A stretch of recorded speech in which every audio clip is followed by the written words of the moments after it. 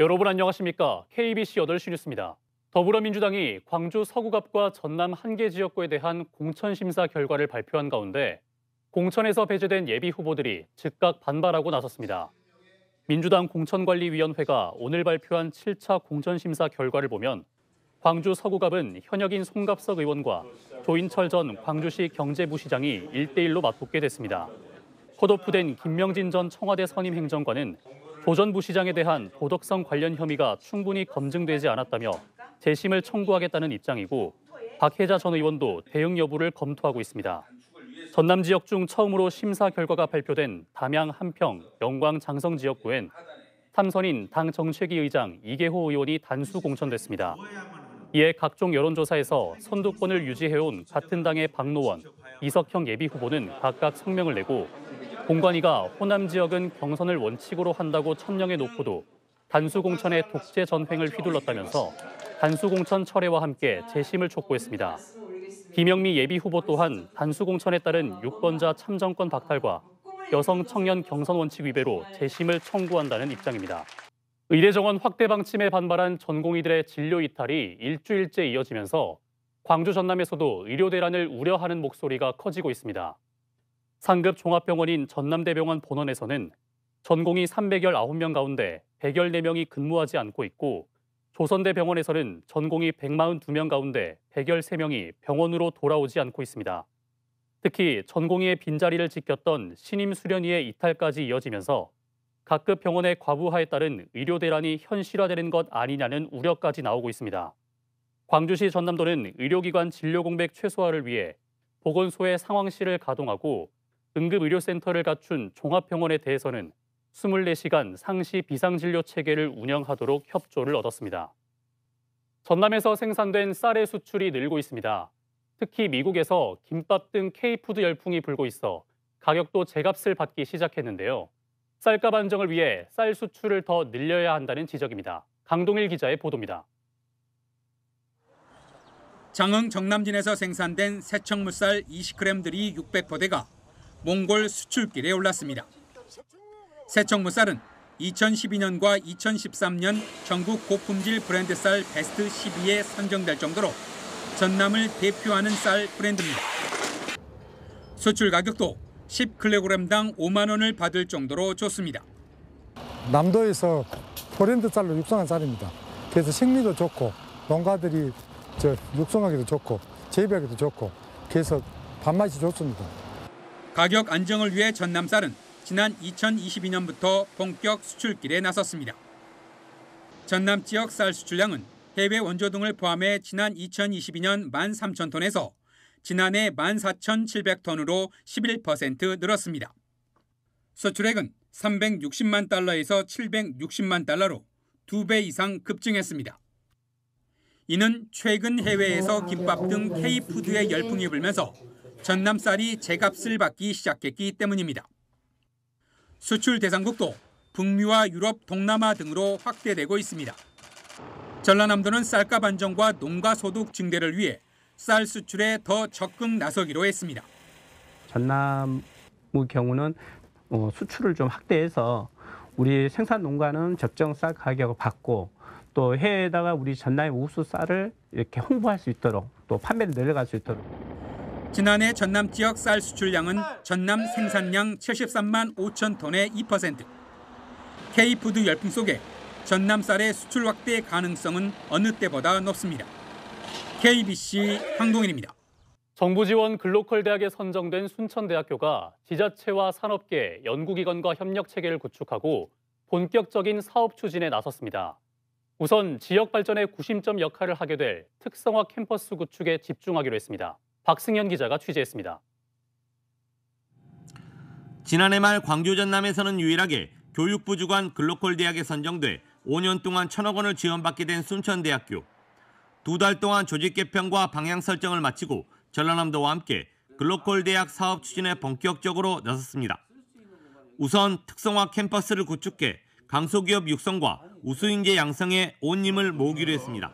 지자체와의 공동 협업을 할 겁니다. 그 협업을 통해서 지산학 캠퍼스를 구축 운영하는 데 초점을 둘 것입니다. 순천 애니메이션, 광양 첨단 소재, 고흥 우주항공 분야 특성화 캠퍼스를 만들겠다는 구상입니다. 또 대학 체계화 학과를 재개편하고 500여 개 산업체와 협력 네트워크를 구축할 계획입니다. 전라남도는 글로컬 대학이 지역 소멸 위기를 극복하는 마중물이라 보고 사상 최대 대학 지원액인 1,340억 원을 지원하기로 했습니다. 산학 협력을 통해서 바로 현장에서 그 친구들이 바로 일할 수 있는 그런 체계를 구축하는 게 저희들 가장 궁극적인 목표가 되겠습니다.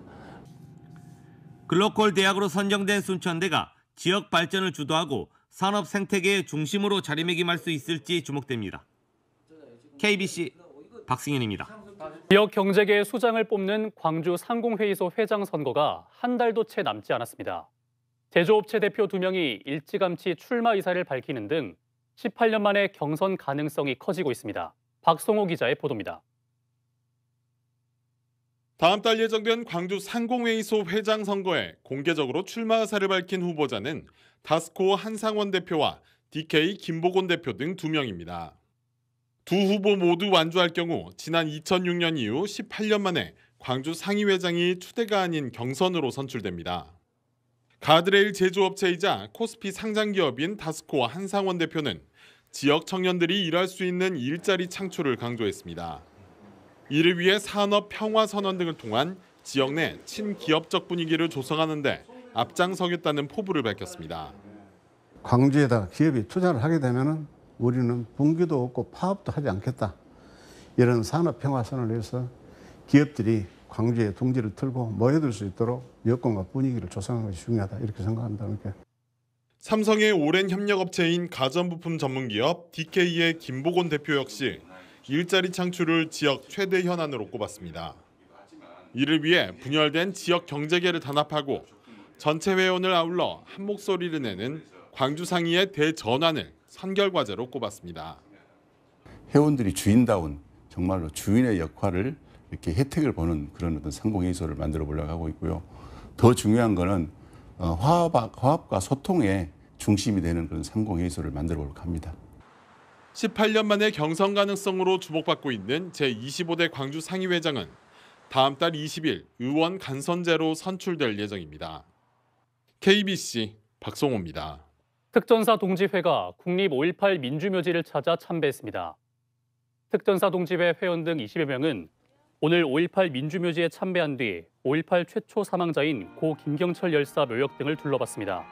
이후 5.18 추모관을 찾아 1980년 당시 참혹한 실상을 담은 사진과 영상 등을 지켜본 이들은 시민들의 노여움이 풀릴 수만 있다면 언제든 지속해서 참배할 것이라고 밝혔습니다.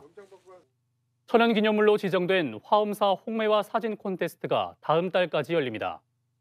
구례 화엄사는 오늘부터 다음 달 23일까지 색을 듣고 소리를 보는 홍매화라는 주제로 프로와 스마트폰 카메라 사진으로 나눠 제4회 홍매화 사진 콘테스트를 진행하고 수상작을 발표할 계획입니다. 화엄사는 다음 달 9일 곽황전 앞에서 홍매화 국가유산 천연기념물 지정 기념 행사를 진행할 예정입니다.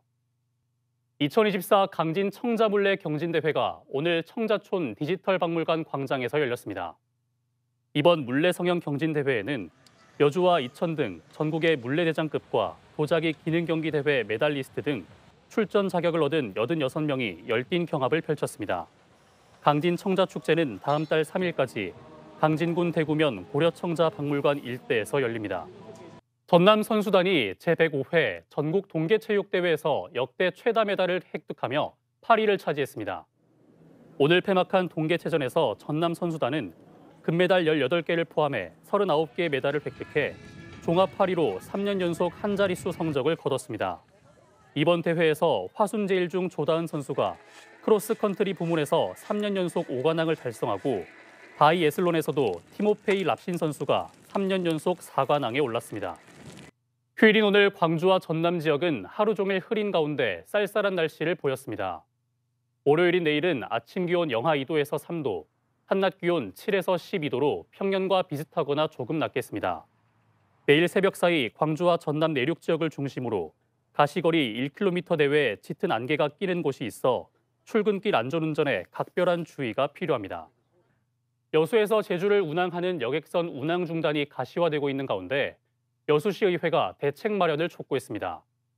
여수시의회는 성명을 내고 여수에서 제주 노선이 중단될 경우 전남 관광 활성화와 대규모 물류 유치에 어려움이 예상된다며 2026 세계섬 박람회를 준비하는 여수시가 해수부와 머리를 맞대고 대안을 모색해야 한다고 주장했습니다. 지난 2015년 여수에서 제주 항로에 투입된 한일 골드 스텔라호는 누적 적자가 260억 원에 달해 면허 반납을 검토하고 있는 것으로 전해졌습니다. 법원이 범죄 전력이 드러난 전직 교장에게 퇴직 수당을 반납하라고 판결했습니다. 광주지방법원은 광주시가 전직 초등학교 교장 A씨를 상대로 제기한 부당이익금 소송에서 원고인 광주시의 손을 들어줬습니다. 재판부는 퇴직 수당의 이자까지 더해 1억 1,200만 원을 광주시에 반납하라고 A씨에게 주문했습니다. 광주시는 A씨가 1997년 교사 재직 시절 사기 범행으로 징역 6개월에 집행유예 2년 판결받은 전력을 뒤늦게 확인하고 민사소송을 제기했습니다. 자전거를 앞지르려다 부딪혀 라이더를 숨지게 한 70대 화물차 운전자가 집행유예를 선고받았습니다. 광주지방법원은 교통사고 처리 특례법 위반 혐의로 71살 A씨에게 금고 6개월에 집행유예 2년을 선고했습니다. 재판부는 피고인이 반성하고 유족이 처벌을 원하지 않는 점 등을 고려해 형을 정했다고 밝혔습니다. A씨는 지난해 8월 곡성경찰서 앞 1차선 도로에서 B씨가 타고 있던 자전거 왼쪽 손잡이를 화물차로 충격해 숨지게 한 혐의로 재판에 넘겨졌습니다.